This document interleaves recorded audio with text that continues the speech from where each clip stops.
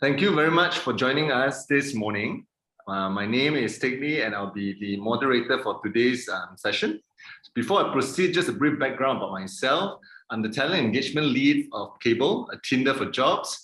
We want to connect job seekers directly to line managers, aligning shared vision, goals, and expectations. We believe that working with the like-minded people, having similar values is an important first step to achieving more fulfillment at work, leading to better employee retention and contributing to better performance as an individual as well as an organization overall.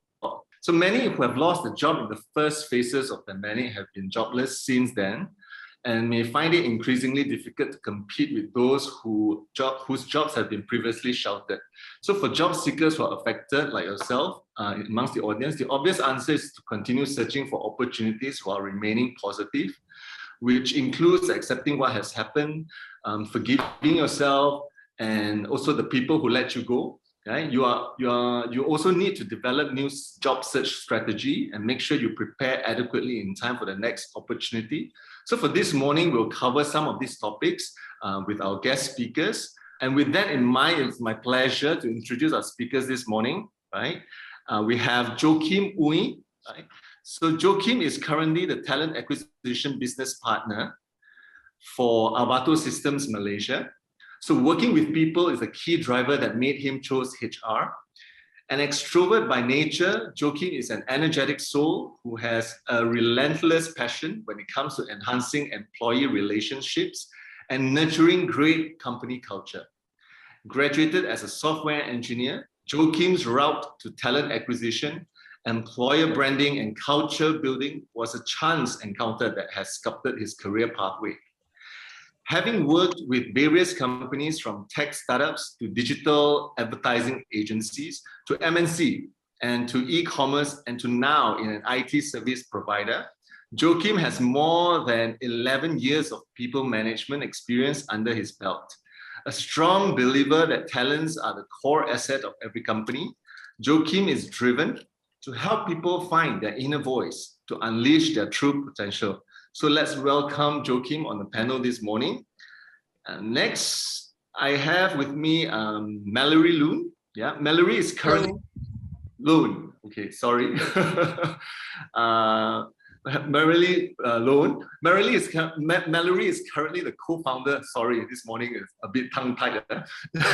It's currently the co-founder and lead trainer of Work Inspires, a people engagement company that focuses on co-creating learning pipelines with sustainable results through interactive learning and engagement solutions. She has been in the talent development industry for the past 9 years, where she has worked with Fortune 500 companies or SMEs across 8 countries, including London and Australia. Her passion for people development has also earned her a town hall with President Obama in 2014 as a trainer for his YSEALI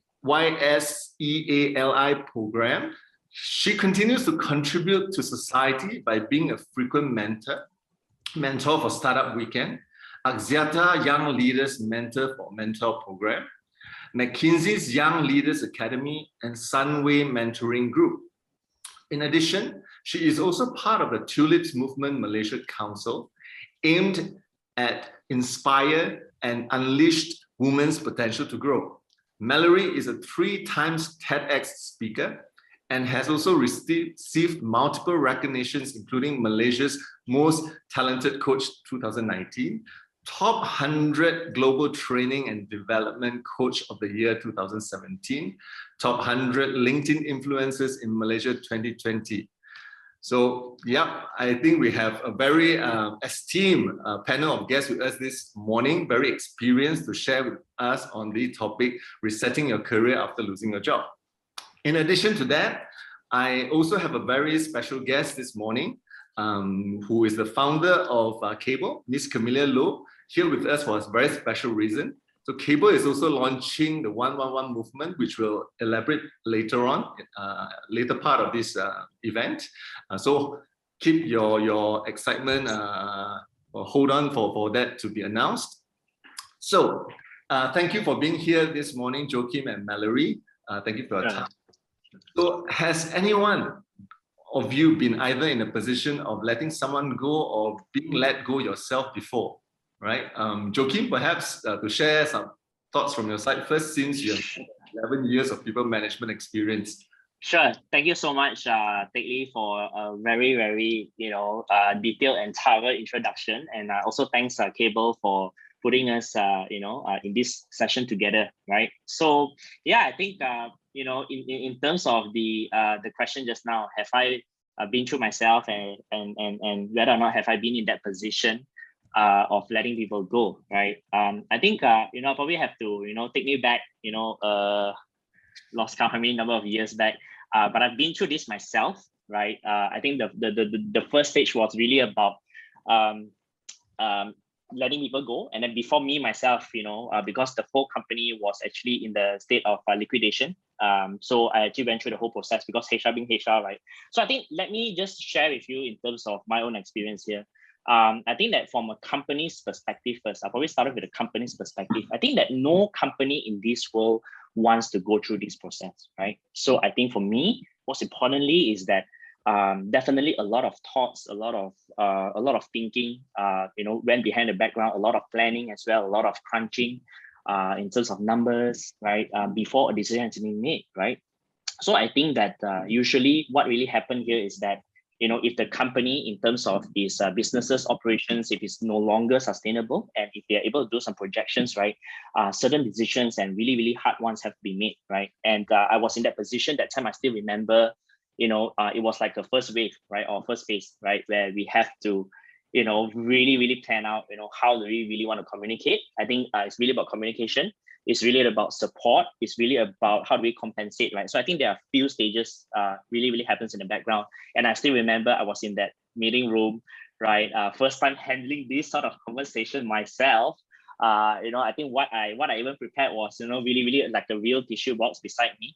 And I feel that, really after sharing this news out, I think it is okay for people to react, right? And then, if they want to take that time off, just go ahead, right? So I think this was the whole process of really how we are able to give those sort of support, right, to them, right? And really assure that, I'll be here to also help support them find something else in terms of a new home, right? So I think what about myself, experiencing myself, how do I feel, after being announced that, the whole company, it's really no longer sustainable, I'm got to be in that list, right? So I think that for me, I think that day itself, when we hear the news, it's a lot to take in. It's really, really a lot to take in, a lot to consume, and it's okay to be emotional, right? So I think that night you want to cry, you want to speak to your loved ones, you want to talk to your family member, you want to bitch about a company, about a management, go ahead, by all means, right? But I think the next day when you wake up, right, I think that you have got to, give yourself, once you're ready, right, have that kind of plans, right? So what's next from here, right? Because usually when they say that you are supposed to let go, I know there are certain companies that are a little bit cruel in terms of how the way they do it. Within the next 24 hours, they disable your system. You have to return your laptop. So I think these are the very extreme examples. I'm not going to use it, but I think that there are a lot of stories that's been shared out there these days, right? Really about how some companies even pass you the laptop. The company laptop becomes your personal laptop, and really create an alumni group and all those kind of things, right? So I think that I'll share a little bit more on that, but I feel that, it is really about coming up with a plan and with a strategy. And, I'm happy to share more in this session today. Back to you, Teck Lee. Thanks, Joachim, for sharing that. It's certainly not an easy experience to go through. And Mallory, what about yourself? Have you had the chance or the, of going through such a situation yourself in the past? So I'll cover two spectrum. One is I was on the receiving end of the bad news. So another reason why I'm in entrepreneurship, right? I kind of lost my first job this week. So yeah, so this is like a fresh grad that just got out of work, and I was actually working under a government agency that I can't say which per se, they're still around. But this area that we are handling kind of got closed. So I'm giving you an example of what didn't go right. Okay, so like what Joachim said, in terms of the transparency and the communication must be done correctly. So on my end, I didn't have a meeting room conversation. I had a very nice dinner conversation. It makes it even more difficult because the bad news came before the food came. And then the rest of the meal was awkward silence Okay. because you got to eat there with that, I don't know to cry or not to cry with my boss around the table. I don't know how to feel at that point. But in summary, because again, things are out of your control, right? So for our case, it was a change of management per se, and whatever that we are running got to go hand it back to another government agency. So this site is no longer going to continue. So hence why we kind of lost it. And for somebody whose first job is this, and somebody who fought with your family member to get this as a job option, it was very difficult for me to take it, honestly. And it was the same day as my dad's birthday. So I didn't even know how to go home and tell my dad. And he was telling everybody how proud he is of his daughter. And I didn't know how to comprehend. So like what Joachim said, right? It's good to feel the emotions. I took a very long time. I'm not going to lie. I didn't know how to come back to work. Thank God it was a long weekend. I remembered that. It was like a Wednesday, I got a news. Thursday, Friday was a public holiday or something, and then Saturday, Sunday.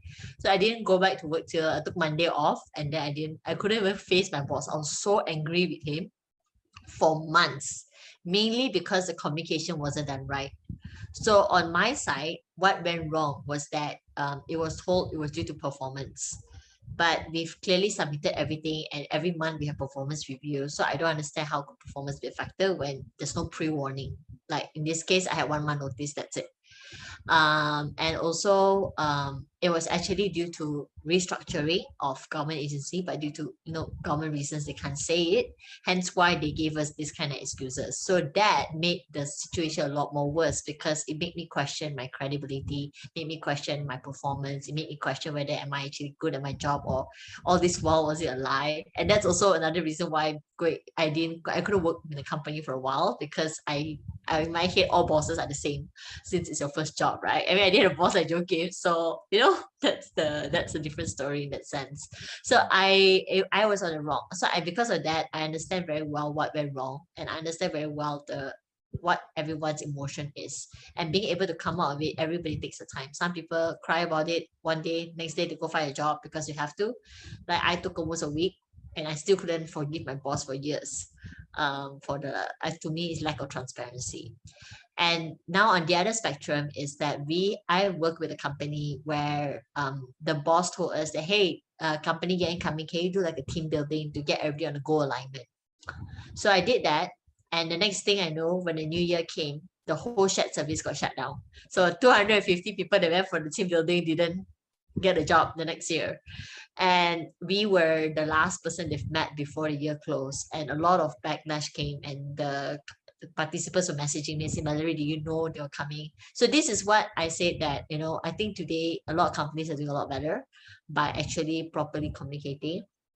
But on the other hand, even on our side, when we got the news, we were very angry at management because it could have been done better.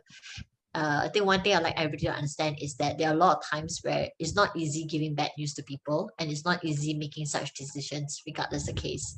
So, of course, empathizing how you feel is something we all can go through because we all been through that way. But on the other hand, we also need to learn, like I made the mistake of blaming my boss for a very long time. Because of that, my boss also passed away without me being able to say goodbye properly. So a lot of all this could be avoided if I manage my emotions a lot better. So I think the first thing to talk to everybody about is also, which I'll share more, is about how do you manage your mindset and emotions before it gets worse. So thank you very much for sharing this, your heartfelt and what you've gone through, both Joachim as well as Mallory. I think it's definitely not easy. I've gone through this myself as well, throughout my career, but I'll not delve into that. But rest assured, I think our panel is the right people right here to have experience before what you have gone through in terms of job seekers who are amongst the audience, and they certainly know right what it takes to get out of it, and they will also help to advise in terms of what needs to what you can do. In fact, some of the suggestions you can do to quickly get out of it. So maybe perhaps to go straight into that, Mallory, having worked with so many individuals and being in it yourself before, how can you help job seekers to advise them? What's the best way to quickly get out of it? Yeah, I think I don't want to be cliche, but as cliche as it sounds, right? Your mindset is one of the most important elements that you need to praise. Because like, can you simply put it like, when I lost my first job, right, it wasn't like my family didn't approve it, so hence why I couldn't tell them that I lost my job. So I was pretending that I was still employed, getting a monthly salary while building my business at the side. So eventually it came to a point where I only had 50 ringgit in my bank account, and I'm like, okay, this is terrible. I need to, find a job somewhere, or either I gotta make this business work. Thankfully, eventually the business picked up. But at that point, I think our survival instincts would kick in. Every one of us, you have families to take care of, your children, your wife, your husband, you have families to members you're responsible about. Even for me, as the eldest in the family, I have my own parents to take care of, my siblings to help sustain and things like that. So it's very difficult, we understand.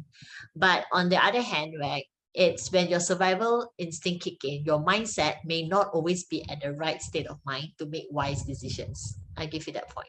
So, like for my case, I was confused. I was very adamant about no surviving, but I was also adamant about proving people wrong. That I'm actually good. So for those of you who lost a job at slightly earlier age due to circumstances, right? You need to drop that ego of you need to prove someone wrong, because end of the day, right, you're only accountable for yourself and your families and your loved ones. And for those of you who are at the mid level and you've lost your job, 40s, 50s years old, right, the key part here which you commonly see is that the mindset of I can't do anything because it's my age. I can tell you that it's not true, because I know people who are 50 plus years old managed to keep the job because he went to take up digital marketing skills.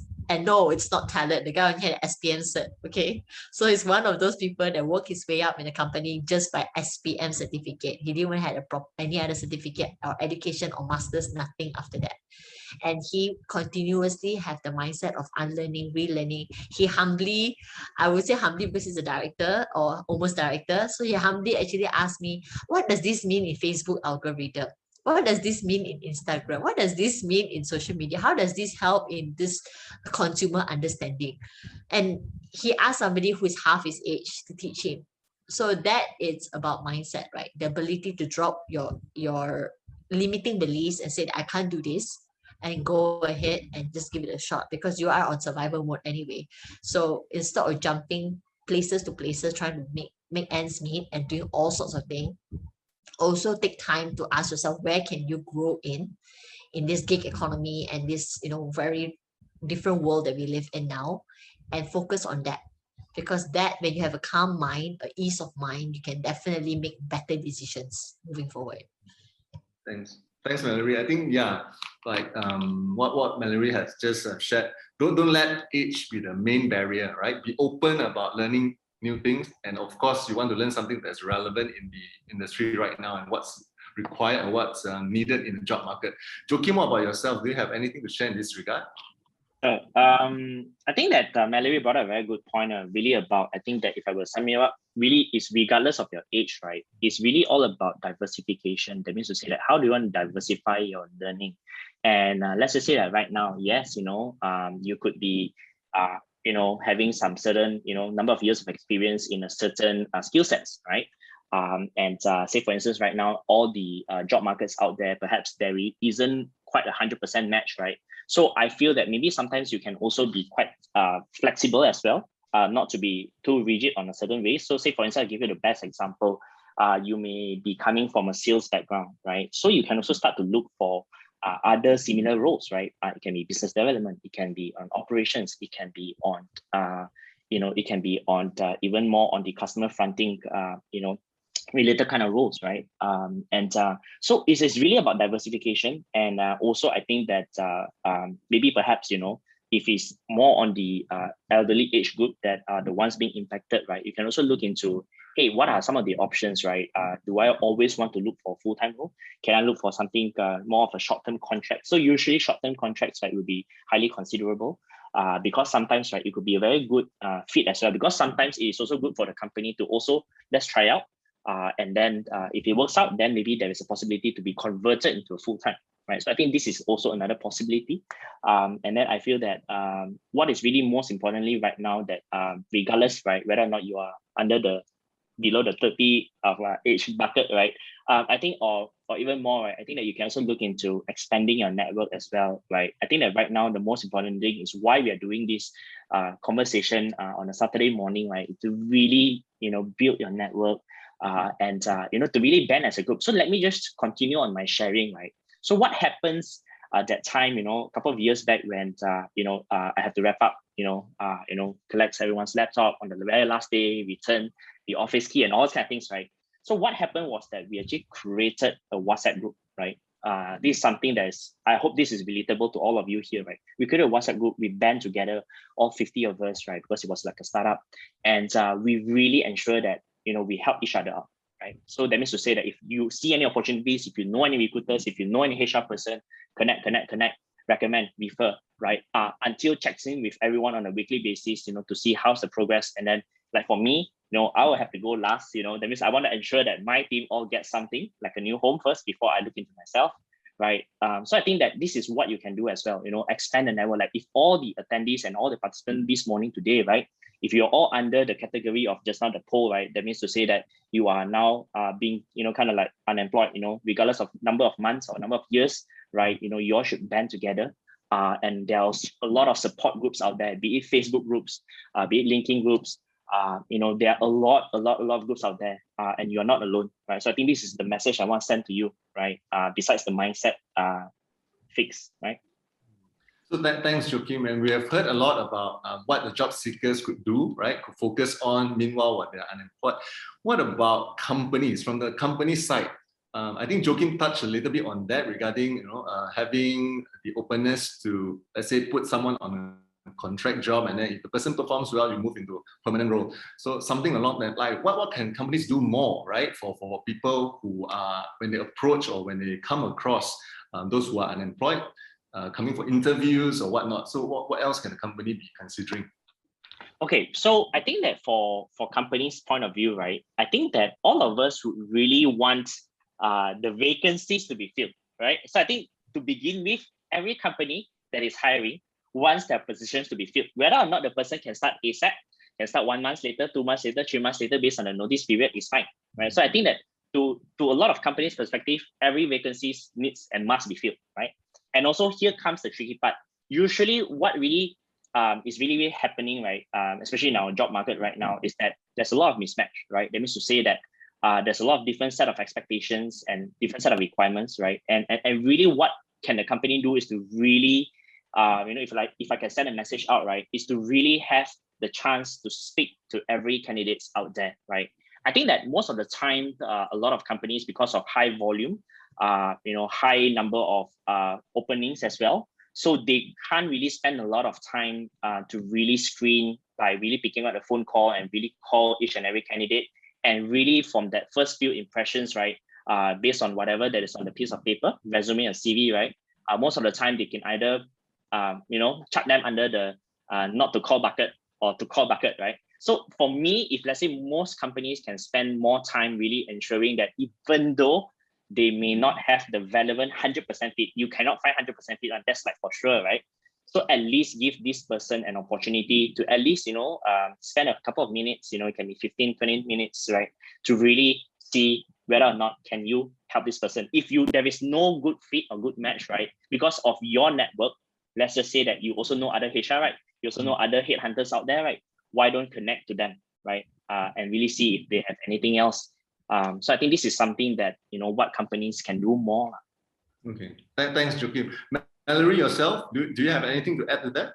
Yeah. I think what another areas that in this open economy concept, okay, this open economy concept, right? Another way is to look at how can you hire for experience on a short-term guidance basis rather than hiring someone and on a long-term basis. I give you an example, right? So I actually had a client who decided to hire everybody to fill the vacancies at the age of 50 and above, because they have the experience, the network, the connections that a lot of the younger ones do not have.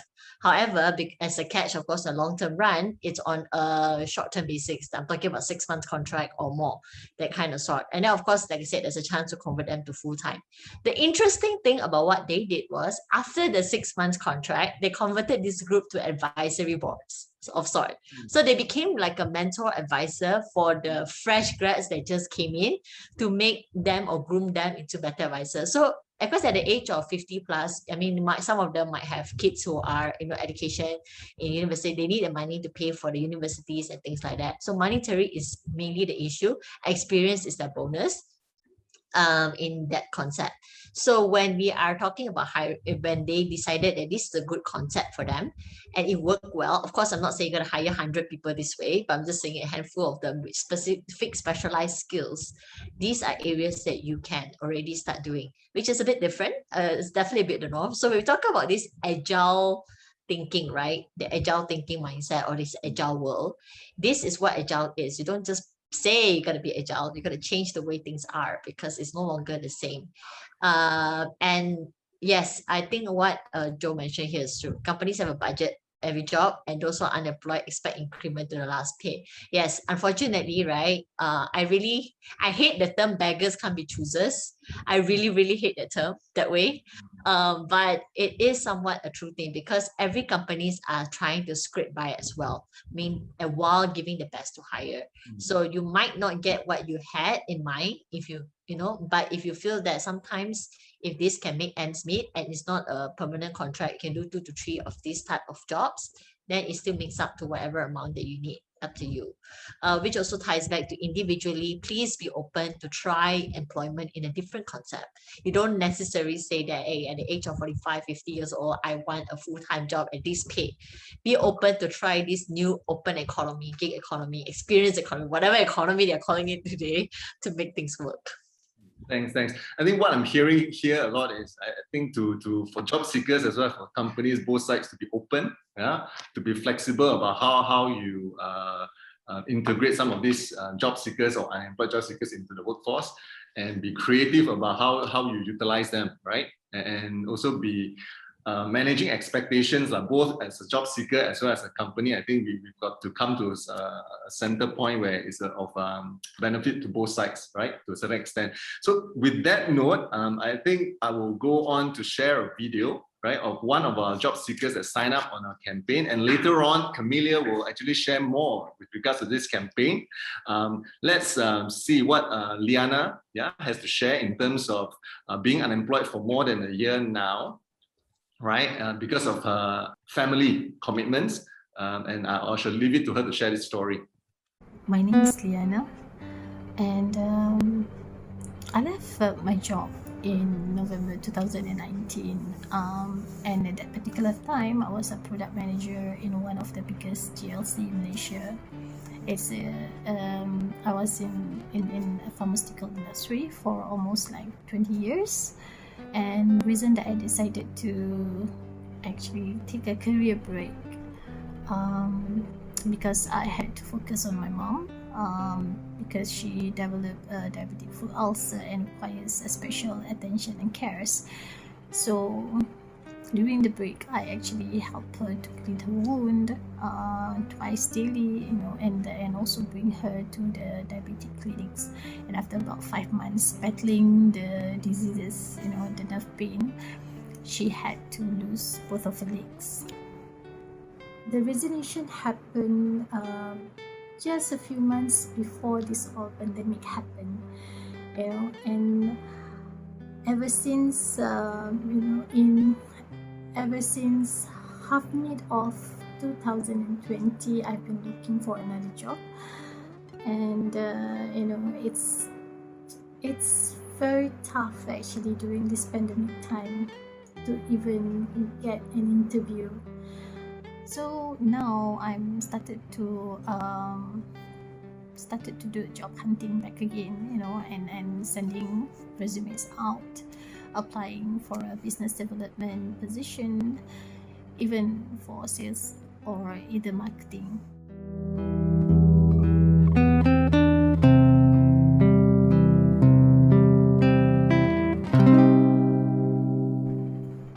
To those who lost their jobs, to those who are looking for an opportunities like me, this is the time that we could actually go for an upskilling or even reskilling of our knowledge and talent, to get ready for the market and to even like elevate our chances in getting and securing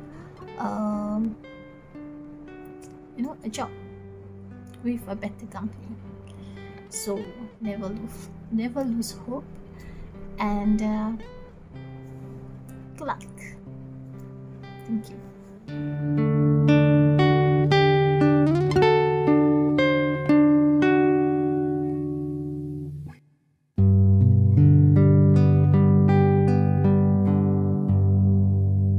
So yeah, that was Liana, right? Who hasn't been working for the past 1 year, and yeah, that's her story, and it's I think it's a common story that we see in a lot of people and in a lot of job seekers that sign up with our campaign recently. Without further ado, I'll let Camelia share more about the campaign as well as more about Kabel. And what it's trying to do to reach out to more job seekers and try to provide a platform in terms of connecting job seekers to companies, and also trying to help bring their bid for this unemployment situation in Malaysia right now. Camelia, hi. Hi, everybody. Hi. Thank you so much, Joachim and Mallory, for sharing your experience and also understanding what is the current state that we are in right now with the unemployment. So I really hope that the participants or the audience within today's, talk show will be able to draw something out of that.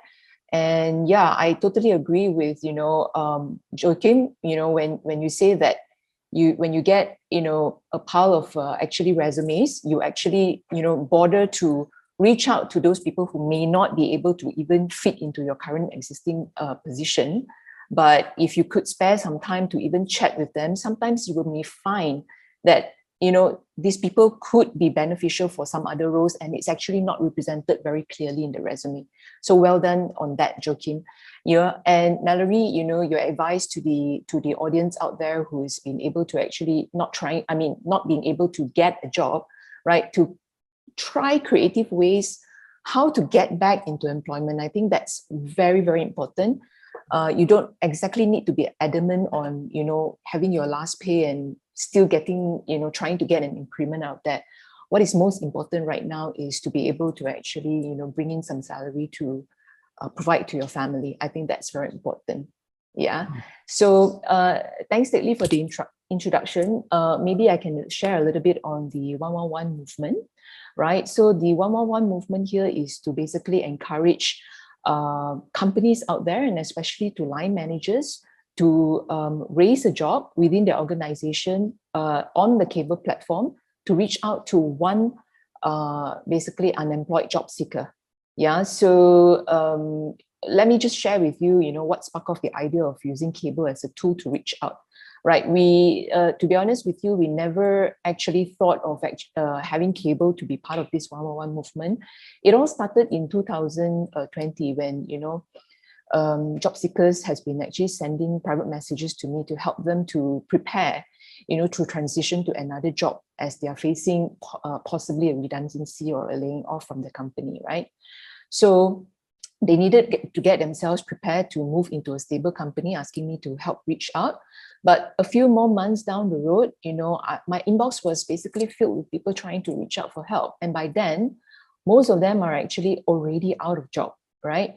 I managed to call some of them up, especially if I detected that they were sounding a little bit troubled, and it wasn't until I bumped into a few individuals who told me that they cannot afford to actually support their family members anymore. And some even shared that they wanted to jump off the building because, there wasn't really much of a response from, companies out there that got me into very serious thinking.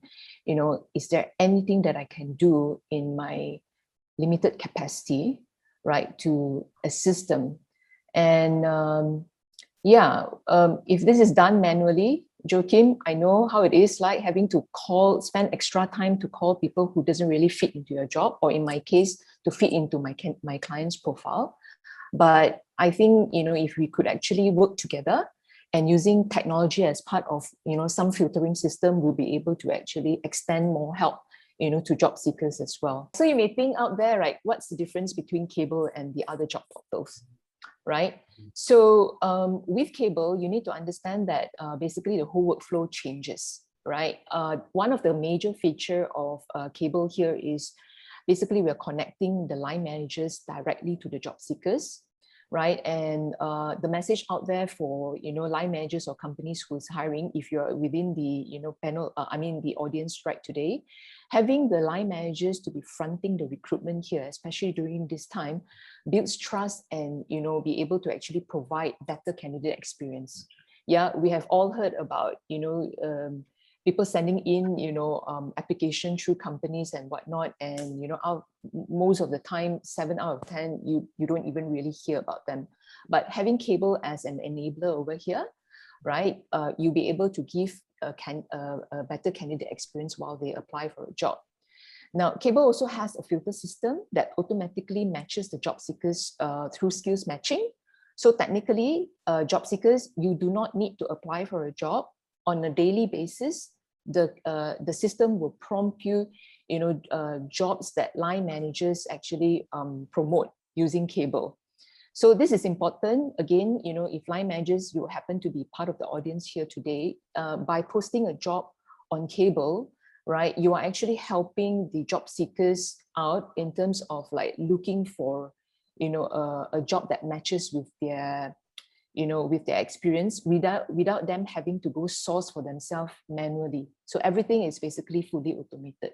As for line managers, for you guys as well, you don't really need to filter tons and tons of CVs anymore because it's been actually matched on skills basis. Now, another very key feature of Kabel is that we're trying to humanize the whole entire process. Now, line managers, you guys need to actually pitch and give clarity on the 3 to-do list items, especially now where everybody is working from home. You actually cannot afford to onboard someone who does not know your expectations very clearly. Gone are those days that you can have face-to-face meeting, you can have like, an hour plus of chat session during over an interview or something like that, where you can draw down like, okay, this is what I expect you to do. Everybody is operating virtual right now, and we need to get this as clear as possible. So you want to only onboard people who can understand your expectations clearly, and then you'll be able to assimilate them into your team as smooth as possible, as fast as possible as well. Yeah. So yeah, back to you, Teck Lee. Yeah, thanks, Amelia. So we have a question from James, right? I guess one of the challenges in job applications nowadays is getting through the automated bot that screens through all submitted resumes or applications that are sent online. Could this be a reason why some or most of us who have applied have not or did not receive any replies? I think this is a common thing, that feedback that we get from job seekers, saying that they are either ghosted or that they hear nothing after they submitted their resume or after they have submitted in their application for a job. Totally quiet, and this is where a lot of them are actually voicing out.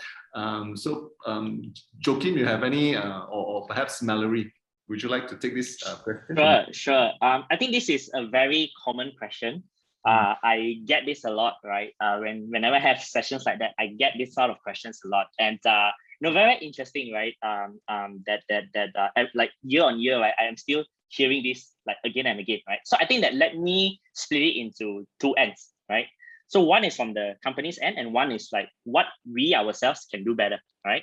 So I'll probably start with the company end, right? So I think on the what I was sharing earlier, right? Whenever a vacancy is really out into the job boards and the job portals, right?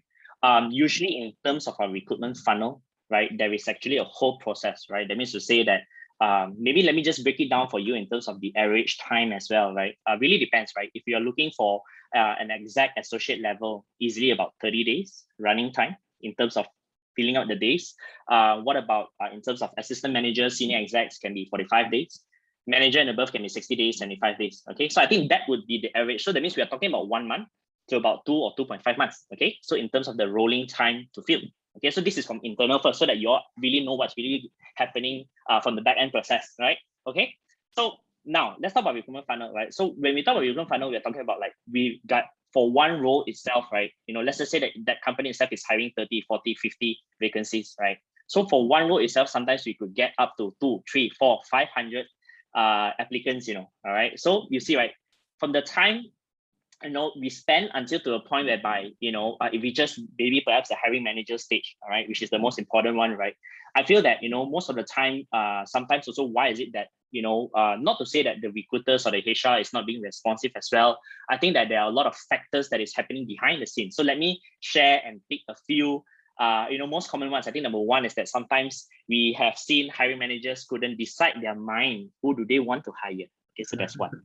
Number two, we can also see, situations whereby, they just love to meet more because I can wait. I just want to see more. Shopping for the best candidate out there. Number three, there could also be sometimes a slight change of requirements as well. Yeah. So that means to say that maybe from the first initial version 1.0 JD or the job description that we shared out in the job boards, right? Maybe we are looking at maybe 7 years or 8 years of experience. Then suddenly internally they find that it's very hard to find these people. Let us tone down to 5 or 6. So you see, right, when we first interviewed, let's just say that 1 or 2 weeks ago, right, those under the 4 or 5 years experience one, right, you maybe find that you are being ghosted, but then suddenly we say, hey, suddenly we want to talk to you again, right? We want to engage you again, right? So suddenly you feel that there's a time that is really lacking behind, right? So I think that these are some of the real happenings that is really happening behind the scene. Sometimes it's really not up to, our control a lot as well. I think what we can do from a HR point of view is that, we can always follow up, we can always, suggest, and that, we can always have a regroup sessions. Cool. Okay, so now let's talk about what you all can do, right? What you all can do, what you all can be in control of, right? I think that, I think first thing first is that every jobs that you have applied for, right? Be it, don't care lah, JobStreet or LinkedIn or Monster, there are a lot of job boards out there. If you want to know the full list, right, I can give you the full list. I mean, of course, of course, Kabel is here, right? Okay, so I think apart from Kabel, right? So there are a lot of job boards out there, right? So I think that I want you all to start creating a tracker for your safe search, right? In terms of your preferred job titles, right? And then be very open, right? Don't just fixated to one job titles, and then create an alert or notifier so that every time, every week, there is a new jobs that comes on board, comes live, right? You can immediately see, hey, I want to take a look and I want to go and apply, right? So I think that's option one. Option two, right? What else you can do, right? Is that to really see those jobs that you really, really desire, that you want to be part of the team, right? Not just try luck, right? Yeah. Not those try luck, those that you really want, right? Take the effort, find out who is the HR, who is the person, find out their email, find out their LinkedIn, reach out to them with a very sincere, genuine message that you how much you really want to be part of the team, right? It makes a difference. It makes a difference. So let me tell you this, right? It makes a difference because it feels to me that, hey, I've got someone out there who really so hungry wants to be part of the team. Let's talk, let's chat, right? So I think that whole perception of why is it that, you have always been ghosted, right? Have you done enough, right? So I think this is something that for you to think about and for you to go and stretch yourself out there. Okay. Right. Joachim, I think that's a very good point, when you say that, have you actually done enough of a homework and preparation to go apply for the job? And I can truly, feel you when you say that, look, I'm handling one job, I've got 400 to 500 applications, right? Imagine this, and I'm supporting how many stakeholders and how many positions? Easily 10. I think 10 is an understatement for you. So imagine 10 jobs times 500, how many CVs that you have to go through, right? So so for job seekers out there, right, you need to really prepare your resume well, prepare your, yourself mentally well as well, and understanding the job, right? I think that this is a good time for us to, really, really take a step back and look into our, how we want to actually position ourselves. Perhaps, set a long-term plan for your career. Take this time to reflect and maybe later Mallory will be able to maybe share with us a little bit how to actually, find your purpose, use your intrinsic motivator to connect with the line managers who shares the same values with you. I think that will help you set yourself apart from the rest. right? And now especially we are foreseeing that work-life integration is as real as it gets really, right? Everything just happens within the home itself. So it's very important to align, to factor this in as well. And then on the other side, where Joachim mentioned that, don't go and simply apply for just any job lah. Even if you have a tracker, so don't track every job out there. I've got my recruitment manager friends who say like, I post up 10 jobs, I get application from that one same person for all the 10 jobs there. Like, come on, do it. You got to do better in this, right? So keep it real on your expectations, job seeker. I mean, I really, feel you guys that you need to get yourself back out there into the corporate world, but you really need to prepare, right? Apply for jobs that you're clear about, in terms of what is expected out of you and whether you can actually do the job, right? They are running a business. Not all companies would just want to hire and then train you, and that's possibly what you term yourself as management training, and that's another level altogether, right? So don't flirt recruiters' inbox if you do not know what the job is about, right? Do your thorough homework before you apply. Yeah. So hold that thought, Camelia. There's a question that I think is relevant for you to answer. It's interesting to hear that Kabel is connecting line manager directly to the job seekers. I'm interested to find out how Kabel put in place measures to ensure hiring managers are responsive and committed to attend to the job seekers. It's a question from Sam. Okay, thank you, Sam, for the question. That's very relevant. So how do we ensure that the line managers get back to you? Okay, so here's how it works. Okay, the workflow works as in like both sides needs to be mutually agreeable to each other, right? So you are able to see all the data coming from the line manager, and line managers can see yours as well. So it's important to actually set your, your profile correctly within Kabel itself. And upon mutual agreement, both of you swipe right on each other, right? There's a checkbox that pops up. You start to chat, and then if the line manager is actually happy with you, you can proceed to maybe a recorded interview, which is part of the feature in there, and follow up to the offline, where you actually get to meet face to face when things are better, right? To have a face-to-face interview, if that is actually the normal interview process. But what's more importantly is that all those milestones that I've mentioned, right? Swiping right on you, going into the chat mode, going into the video, and then accepting an appointment, all these are tracked by timeline. If you don't respond within a certain period, you basically lose the opportunity, right? So we need you also as a job seeker to go back and keep responding and respond properly to the line managers as well, right?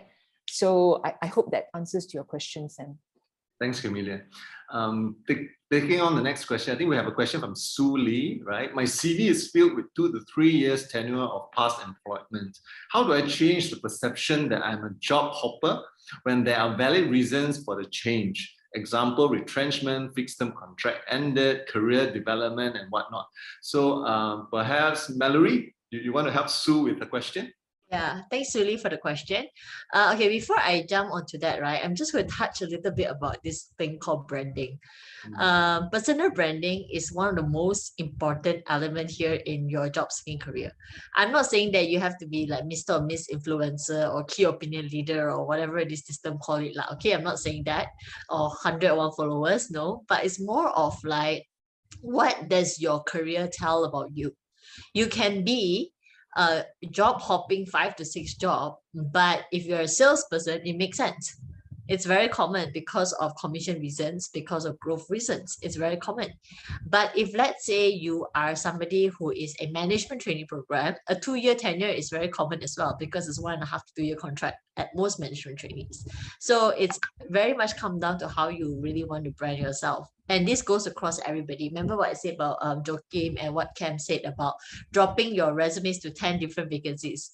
So at the end of the day, what does your brand say about you, end of the day? And some of you may think that I'm not enough experience to brand, which is also nonsense. You can be a housewife and have a good brand. Give you an example, right? A lot of people never know this, but a lot of operations, this is from LinkedIn itself, they said there are a lot of operations people tend to hire post or pre-housewives. Last time you used to be a housewife, kind of a homemaker, because you're very good at project management. You have the ability to multitask different schedules, different needs, your kids' needs, husband's needs, housekeeping, cooking, cleaning, everything in between, while keeping your emotions in check. Oh yeah, So, man. project management is a skill, okay? So LinkedIn actually had research, and a lot of people that were former housewives and homemakers make good project management event managers today. So you never understand. It's all about how you perceive and brand yourself. So back to Suli part, right? Now, if your reasons, I think is clear, when you actually submit, if it's contract, just put the term there, contract employment. It's nothing wrong with telling people it's a contract employment, okay? And for career growth, okay, when you describe your job, it's also important to say that your next job is an enhancement. So for example, if you said that here, what you did was assuming, let's say, a payroll data entry, okay? Let's say payroll data entry, managing performance review, okay? And then the next job, which is a career development, let's say you're handling different things or other things beyond payroll. You could talk about work with managers to assess bonus payout, performance review, as well as other areas. And then maybe get KPI performance feedback from managers. So all your enhancement need to be described. So when we read a resume, we can tell that, oh, this person actually up a level. It's not the same job at different scope. And in terms of the retrenchment issues and all that, it's nothing, honestly, right? I don't know about, maybe Joachim can add about that, but a lot of people I know and a lot of companies I know, and even from outside, we accepted retrenchment as part of the day-to-day thing. It's nothing to be ashamed, afraid, or to say about anymore. The term job hopper never even occurred to me anymore, because it is unfortunate. You can be, come on, my job that I got fired from is like a year. 1 year in, that's it. 11 months to be exact. Plus you're a millennial, people will think you job hop, but nobody actually asked me anything else after that when they look at the resume, so if people don't think of it, of course, if there are people that ask, you can just explain it and don't be afraid to explain. Okay. Can I just chip in here, right? I think that to really echo what Mallory is saying, right, I can assure you, right, that being retrenched or laid off, right, is actually nothing to be afraid of, right? As in, like, you can be, truthfully just let whoever the person that you're talking to that is really potentially going to hire you, right? So that, because we are in this together, and there is no such impression that you are bad or poor performers and you're being let go because of that reason. No. I can assure you that no. And also, I think that even if you may have the gaps in between, right, which is totally fine. Yeah. So I think that this is something that we won't kind of like discount your marks or your scoring just because of that. And also, I think that based on what Suli has mentioned here, right, really about that 2-3 years, right. Sometimes for me, I would say that a different point of view would be really about, are you every 2-3 years, right, are you switching a job that is of an equivalent job at a different company, or is it a pattern of progression, right? That means to say that you move from boom, then you do this, then you do that, then you do that, right? So I think that if it's an exponential growth of patterns, why not, right? So I think it's really also good on you as well. Yeah. Yeah. If I may add to that, yeah. So what Joachim said, and also to echo what Mallory mentioned, is that you basically need to brand yourself, right? And if you're to move within that 2 to 3 years, or sorry, 2 years, and you've been termed a job seeker, a job hopper, what you can actually do is that, under your achievement portion, right, you can just mention that, look, I was hired for this, right? These were the results. How did I achieve it? And that's about it. And then, it's very clearly written that, okay, I've done my part here, right? And companies need to also realize that sometimes they cannot, how would I say, they don't have a program, to keep their talents, right? And so it's really up to you whether, if you feel that you have actually learned enough from company A, it's about time to move. But state it clearly in your resume that I've hired for this, all right? These were the challenges that came with it. I've picked it up. This is how I achieve it. This is my achievements. And that's it. I move on to the next role. I think that would set you apart, from the other job hoppers that, doesn't really bother branding themselves that way in the resume. Thanks for sharing. I think, for those of you who has a gap, I think what's more important is don't focus on the gap, but then focus on what you are doing during the gap period, right? what you're doing to upskill yourself, what are you focusing on during that time when you're not employed. I think that's more important to share with your next employer, right? In terms of what you have done, right? To make use of that time. And also looking through the questions that we had received from our participants who registered through our link. I think a common one is about that they struggle a lot of times with very senior people, those who are in the 40s, right, at a certain level, and what they get from companies is you're too experienced, right? You're way too experienced for this job that you're applying for. So do you have any comments on this, Joachim or Camilla or Mallory? You want to take it, Joachim? You want to take this one? Anyone? Maybe Mel, you can go first. Okay, so for me, like I said, go back to this age factor thing, right? It's important for you to, okay, yes, you are right. I'm not going to deny it. There are some job positions, like for example, executives. Okay, I'll give executives role, right? If let's say you have been the person that worked through your life in the company and you at still executive position due to whatever reasons at the age of 45 to 50 years old. Okay, if I were to hire you as an executive versus another fresh grad at your pay, which is about maybe 5K ish, versus a fresh grad who can do your job, or either a diploma holder who can do your job at 2K, then naturally every company will look at 2K versus 5K. But this is also where upskilling comes into play, right? What you have, I always say this, what everyone with years of experience have is experience, and you can't expedite or buy experience regardless the case. So also come back to branding. So if I were you, at which I have worked with few people on this as well, age of 45 to 50 years old, what we work with them on is to help, number one, personally, that is on me, I work with them on, okay, what are the experiences that you have? Change the way you answer questions and the way you think of yourself. Because a lot of times you think of yourself as, I'm just an uneducated person, that's why I can only do this job, I'm only at 50 plus years old as an executive, that's all I can do. So when I ask the person, can you maybe take up an online course on this area? I'm not my strength. Can you try doing this? Oh no, cannot. Then if the company want to hire you and this is the mindset or attitude that you give, I also don't know what to do for you. You know, so the key area that you need to ask is, okay, what's now is like that, what other things can you do? Okay, and then pick up the upskilling portion for it. For example, if let's say you only do one part of finance, can you do full set accounting? If let's say you only do customer service telco, can you do face-to-face customers? Can you train customer service? Can you provide learning programs to people who does call service centers? You know, because you have 50 years of customer dealing in your head. Can you do that for people?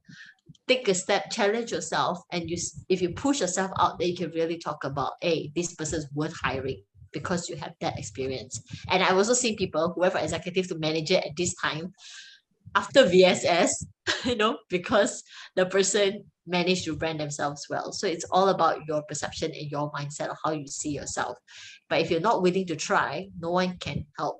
Of course, like we talked about earlier, we still have to open, you know, the experience economy, gig economy, where you can do part-time, you can do, you know, side jobs, work from home, things like that. You can always do that if you prefer that, okay, no, I'm about retirement age, I just want to get by. Then, hey, those are things that you can do as well. It's not wrong. Okay? Thank you for sharing. I'm just being mindful of the time, and so we're already up. Do you mind if I just take maybe perhaps 1-2 minutes to answer Alex's same thing question? with me. Okay, good. 1 minute can. Okay, cool. Okay, so I'll probably just lump sum Alex's question. Okay, can. Together, No, right? So I great. think that the first question, is it advisable to indicate in your profile, which is LinkedIn, that you're currently unemployed due to VSS and MSS, right? I think that what you can do, right, perhaps, right, in a more positive impression is that, you know, activate the open to work hashtag. Right. Now, right, in the LinkedIn settings, right, you can actually activate yourself like open to work, you know, right? There is this whole feature thing that you can activate. So please do that, right? And then whether or not do you want to indicate this inside your resume, right? I think that for me, this is quite subjective, right? Whether or not are you this kind of person that you like to be very vocal about it, right? I think that there is no right or there's no wrong. But for me, if I'm in your shoes, I think I'll probably want to have a conversation that I will spill it up.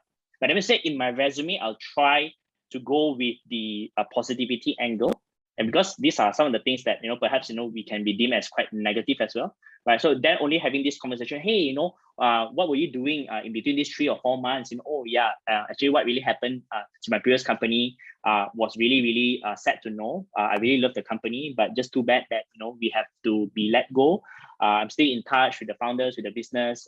That's why I didn't really put it, right? So you see, right, how do we put it like during the interview, right? It's so different than you put it on your resume. So I think this is what I would do. All right. So I think maybe over to you, Melody, you want to share? Yeah, I'll just touch on Rebecca's one since you covered Alex's one and we have 1 minute. So I'll cover Rebecca's question on do hard qualifications like formal education, job title play a bigger part into the job market than informal credentials like gig training programs, etc. I think it comes back to the job. So I do not know what angle you're coming from. If let's say you're applying for a consulting firm or a management training program and you're a fresh grad, you don't have any previous job experience, then yes, it does play a role. However, it's not the entire role, because at today's world, we are all expected to work independently, be adaptive, have street smart or sort kind of way. So if let's say you are somebody who, because you cannot, like for my case, I didn't go to Ivy League or whatsoever, right? So if let's say you just study any simple education, but you're very interested to learn about the marketing world, and you did you put effort in online programs like training programs, Coursera, LinkedIn, whatever it is, to up your learning aspect of marketing, I would hire you, because it shows you're very much more interested in learning marketing than somebody who just studied marketing for the sake of studying marketing. So these are where your education part come into play. It also shows if let's say you're 40 plus, 50 plus, and you're trying to upskill yourself, it makes a difference in impression. And impression does gives a bit, like for me personally, at least impression does give you a bit of a head start in getting a job. Even if I can't hire you, I'll feel very bad and I want to get you hired. So I will talk to people and go, hey, this Rebecca person is very good. She put in so much effort. If anybody feels there's a job for her, please contact her. And usually it's through network that we get people hired a lot more faster. Right. To add on to the network, I think this is basically Kabel's commitment to the job seekers today. We haven't really gone live yet as in the 111 movement, but we are basically targeting to go live 1st of August. But by next week onwards, we'll probably release, news to the market that we're starting the movement together with the other 10 companies that has already come on board, to encourage the rest of the companies out there to post a job, to help out each of the unemployed job seeker. So what we can actually do for you guys is that, we need to get you through perhaps a series of workshops. Maybe Teck Lee can also, share a little bit about the schedule later or whatnot, where, you guys can prepare in terms of purpose finding, goal setting, how to actually get yourself ready on your digital resume within Kabel itself, so that we can help you just connect without you having to go and search for the jobs yourself. And we try our best to match you, with the most relevant job based on your experience, rather than having to, apply for 10 other jobs that, you perhaps are not very clear about. Yeah, just to get you to the better chance. Yeah. Thank you, Camilla. Thank you, speakers. Yep. And for those of you who have missed out today's session, don't worry, video will be available next week. And please follow us on LinkedIn, Kabel LinkedIn page, Kabel. If you want to know more what's in store in terms of the workshops that's coming up and more details about the 111 movement, please subscribe to our page and you'll get more information on that. And once again, let's show our appreciation to all the speakers this morning, Joachim, Mallory, as well as Camilla, who is the founder of Kabel, for sharing their insights. I hope participants, you managed to get some useful tips, some useful suggestions that you could immediately do something, right? Going back to your life and really look into what you are looking for, some soul searching, and try to come up with a strategy, right, for your next job search. And we wish you all the best, wish you all good luck, and stay tuned for our next session next week. We will also be continuing to talk about this topic, very much about this topic about job seekers and whatnot, and helping you to get there to your next opportunity. And hope everyone has a great week, day today, and a great weekend. Stay safe, stay healthy. Thank you. Stay safe, bye-bye. everyone. See you. Stay safe. Take care. Stay Bye-bye. safe. Bye-bye. Bye.